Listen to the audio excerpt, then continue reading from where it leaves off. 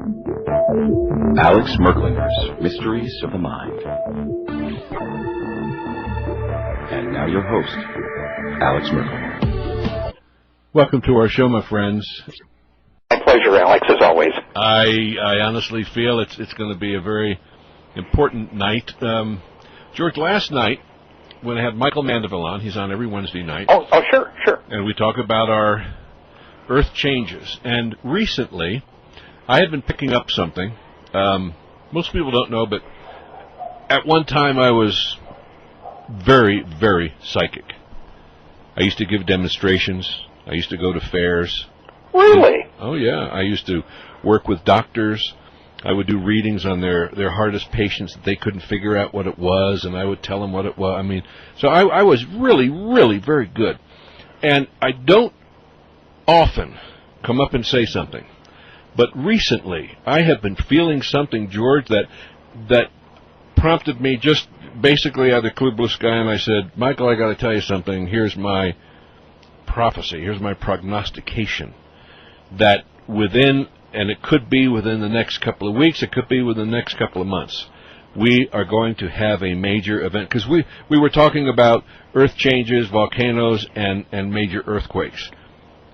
I can't help but feel that we are going to experience a tremendous earthquake which is going to trigger, and not at the same location, George, something with one or more volcanoes. Yeah, actually, there's a lot of that floating around, Alex. Let me kind of start at the top then, if you want to start off on earthquakes. But there's a much bigger picture, and the bigger picture is starting off at the macro level, that a huge number of people, and this is something that my friend Cliff at www.halfpasthuman.com has been tracking with the webbots since around the first of the year. We're in a period here that opened a window, if you will, that opened up around May 20 and then briefly closes around the 28th, 29th of May. During which time we're supposed to see some kind of event going on in the background, which will become widely recognized by the populace entity. And I won't go into a long explanation of what that means, but it's going to become common street talk if this linguistic shift as one of the keys to the future technology works out as predicted.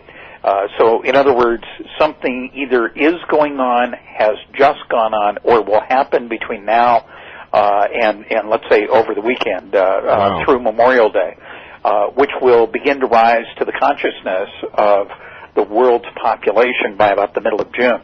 And interestingly, we have got some candidates out there for a global something, and I can name some of the highlights, and you brought up one. One of these is earthquakes. Okay. The WebBot project has been focused on the potential for a large plate displacement movement, and the geographical incidents related to this, as far as how people's language is indicated, which may or may not indicate the future. We think it does. That has been oriented toward the Pacific Northwest, although in more recent runs it's kind of shaded to west coast of the U.S. in general. And part and parcel of that, we've got two things that jump out of the news headlines, well, actually three, that if you are worried about earth changes, these are the three to watch. And I'll give them to you sort of 1, 2, 3, and then go into a little bit of detail. One of them is what's going on in the Azores. Don't know if you saw this or not, but on the European website, www.emsc-csem.org, there is a map of the quake that happened early this morning, U.S. time, at about midday European time in the Azores, which is, call it just off of Spain. Yeah. Now, a little bit further south and to the west. Now, is this a major one, George? Because I didn't know about it. 5.1 or so. Okay, so not huge, but good enough to shake your orange juice. Well, yeah, exactly. But the interesting thing about that particular quake is that it has occurred in an area which geologically gets us to thinking about Earth movement. Put a 1,000-mile circle around the Azores, and you start getting close to the Canary Islands. Now, one of the problems in the Canary Islands, and in fact, Clive Cussler, who we all know from writing the Dirk Pitt series of novels, in fact, you can go see Sahara, very entertaining movie, based on one of his novels with the hero Dirk Pitt and his sidekick Al Giordino. These guys, in one of their adventures that has not been made into a movie yet, it's either one of his books or Jack DeBrol, another great adventure writer, are out in the Canary Islands because the La Palma volcano lives in the Canary Islands. Now, the La Palma volcano doesn't sound very threatening to the U.S., but there is enough overhanging rock and material underwater that if the La Palma volcano experiences a significant underwater landslide, it will literally wash over much of the eastern seaboard of the United States and on up into the Gulf of Mexico, up several hundred feet. Now, that potentially is something that can cause millions of deaths and perhaps 50, 60 million displaced persons and so forth. And the reason we find that so interesting is that one of the other things in the webbots is that sometime in 2005, and remember that the technology is iffy when it comes to nailing down specific dates, we're supposed to see 2 major U.S. cities considerably damaged and some 13 million people displaced. And you can go, oh, okay, that's all just interesting software woo-woo, except that it was in August and early September of 2004 when the same technology, the same 7 or 8 layers of Prolog processing that Cliff put together, was coming up with phrases that said 300,000 dead, rising waters, and land pushed back to a previous age.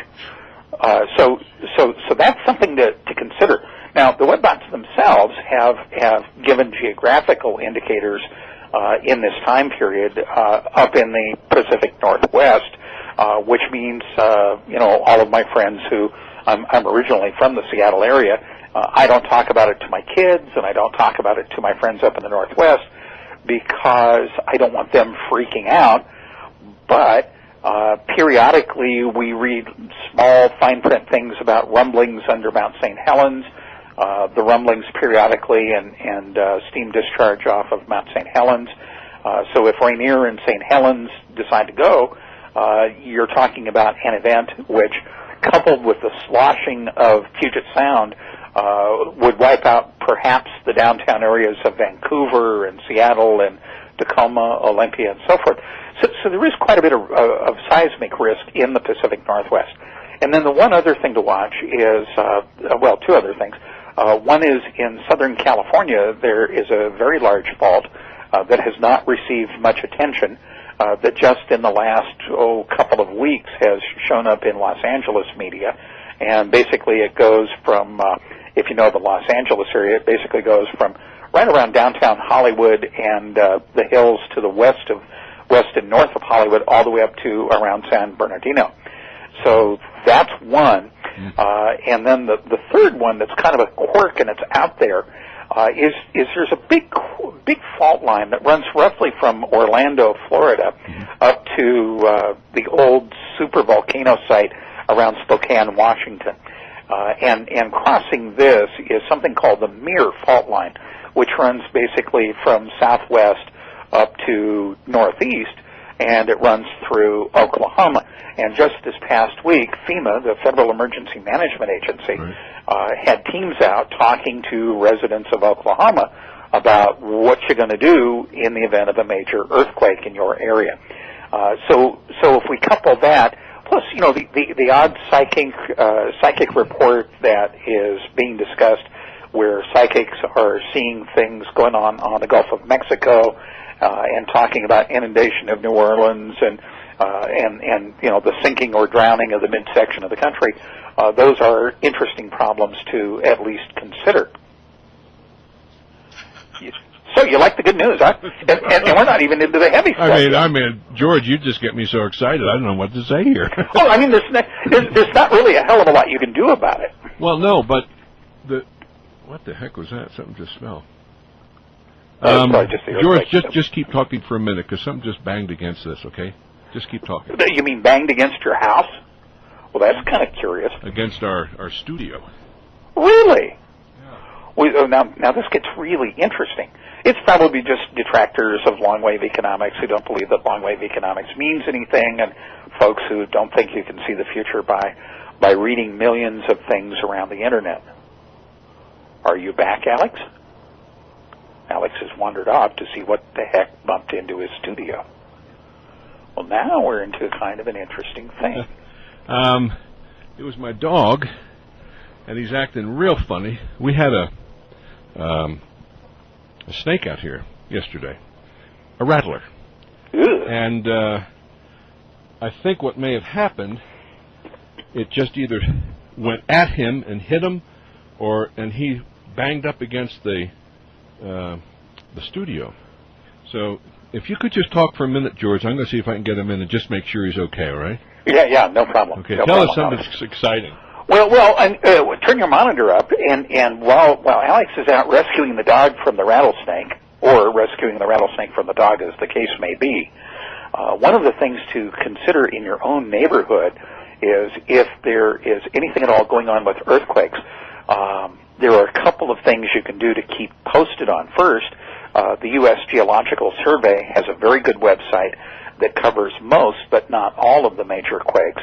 There is another website run by a Swiss organization, and if you do a search on Google for Red Puma, R-E-D, the color red, and then Puma, P-U-M-A, something that would not mess with a rattlesnake, then you'll find a European monitoring site which reports significantly more quakes than is reported by USGS. So that's item number one. The second thing you might want to do is Jim Birkeland runs a phenomenally good website about earthquakes, right? And I believe it's syzygyjob.com or right. .net or some such. I think it's .net, but yeah. Yeah. So the dog's okay? Well, no, and I'm not sure. He's shaking and he's sitting down, so I couldn't see the rattler, but he was out there a while ago. He's about 4 feet long. I have a Mossberg 500 that is guaranteed to slow down even the biggest of anacondas. I don't like to kill the snakes. I don't either, but I don't like them to kill dogs and people. No, I don't either. I couldn't see him, but definitely something, because the dog banged up against the side, and I mean, my gosh, it shook because the Silver Bullet is a Airstream trailer, right? About 30 to 35 feet long, and when he hit it, this whole thing shook. And I went out, and he was just really acting funny, and he's laying down, on the drive area, and he was shaking. So either he saw something, or maybe he was bitten. I'm not sure.